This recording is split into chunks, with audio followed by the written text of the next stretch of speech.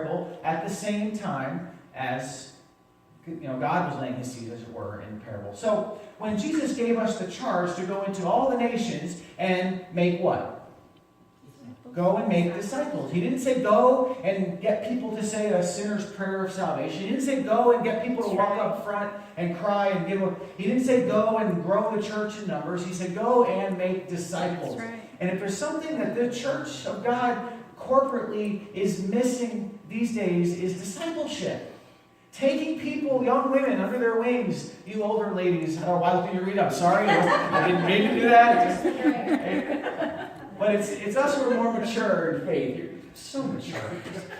And taking the younger ones and bringing them up, and men doing the same thing. And we've lost this, I'm not going to say important, I'm going to say just necessary need for discipleship.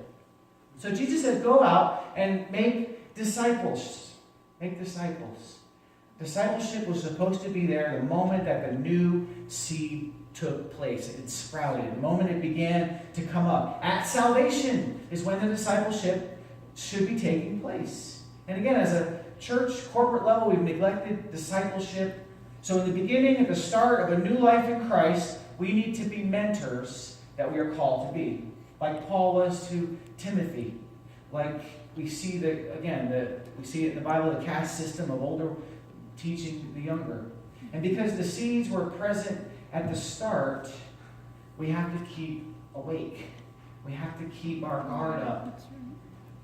I heard it said one time that the main thing is to keep the main thing the main thing. And if that ever applied to anything, it should apply to church. And what is the main thing? Jesus. And that's what we're here to do. We're here to meet with Jesus. And if you also note this, I don't know how important it is, but I'm going to put it up there anyway, but the weeds didn't show up until after the wheat had sprouted and formed heads. So the devil also possesses fertile seeds, but he does not wait around to see the results. If you look there, he says that when they were sleeping, the enemy came, sowed his seeds, and he went away. He went away. He let his seeds do the thing. And this kind of ties in with that demonic harassment that we all encounter post-Christ. Now, Woody was talking this morning, and it was the first time I ever heard of a teaching about that the fallen angels, I've always believed that when he took a third of the angels with him, that they were the ones that did the devil's bidding for the most part. That's what I've always believed, and I don't know if it's true or not. We're not 100% clear in the Bible, but I know that the devil is not omnipresent, so he's got to have help somewhere. Mm-hmm. But so he goes out and he leaves the dirty work to his minions, and they go out and do the thing. And the thing about the seed of the enemy is it's extremely fertile. And it's fertile because it's planted in fertile soil. Because fallen nature has a 100% success rate in this soil medium of the world. If you sow seeds of the devil in this world, they're going to grow because the soil is perfect for fallen seeds. And this is why discipleship is so important. I don't know how I wound up here with this parable either, but we're going to keep going.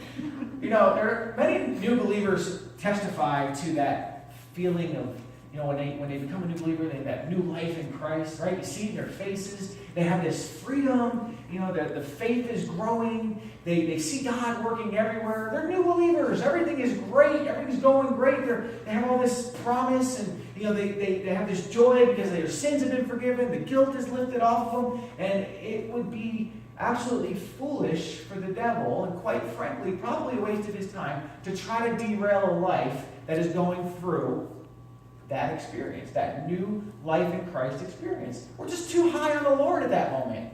And the devil says, I'm not going to. So he puts his seed there at the genesis of faith, and the seed lies dormant. Seeds can lie dormant for a long time.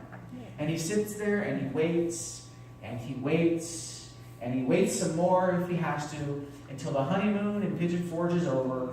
And then he starts to grow the seeds. You see, he's not going to attack us when we're going through that high on Jesus. And again, he has no part in the play when we're sowing the seed of God. And when that seed goes forth, he can't do anything about our good seed, but he can throw his at the same time. And he does. And he throws those seeds of doubt and fear and apprehension and anxiety and bitterness and unforgiveness and anger. And you just see him kind of just walking by the field and just does one of these and throws some more seeds over here. And, he's just throwing his seeds and just moving on. It says he threw his seeds and he went away.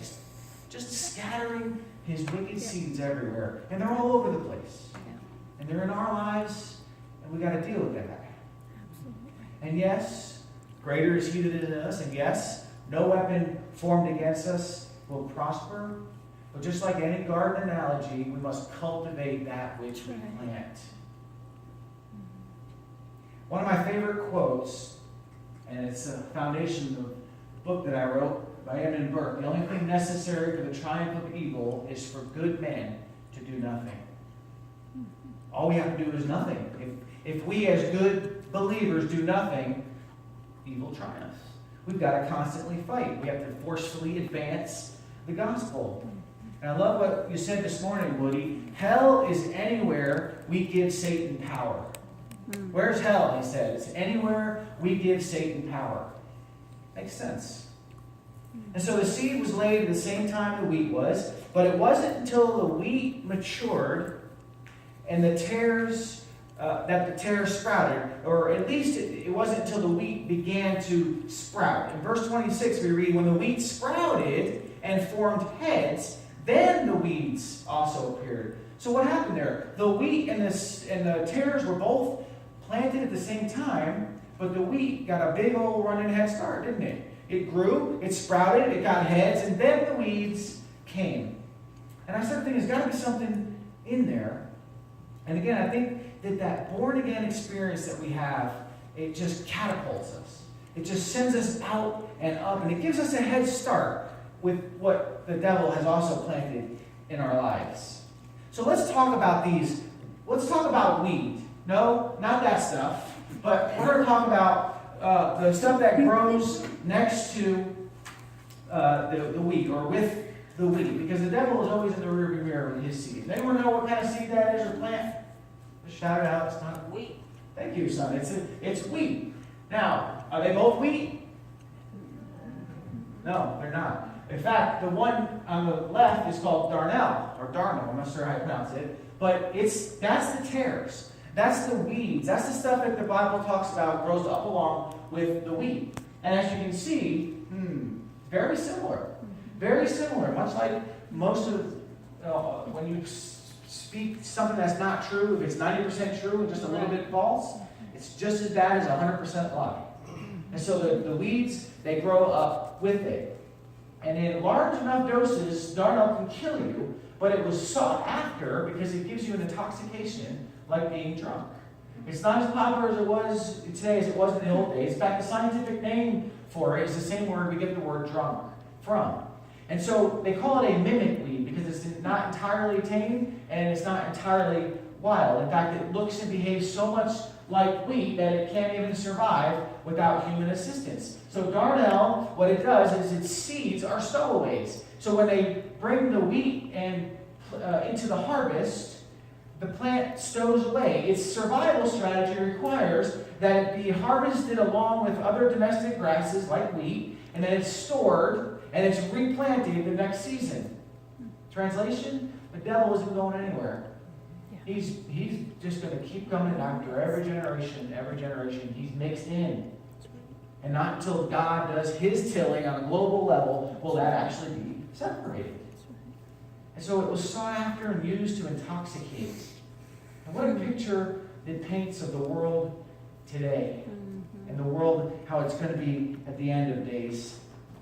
Matthew 24:44, this was what the first slide I showed the first night I preached here. So you must also be ready, because the Son of Man will come in an hour when you do not suspect or expect him.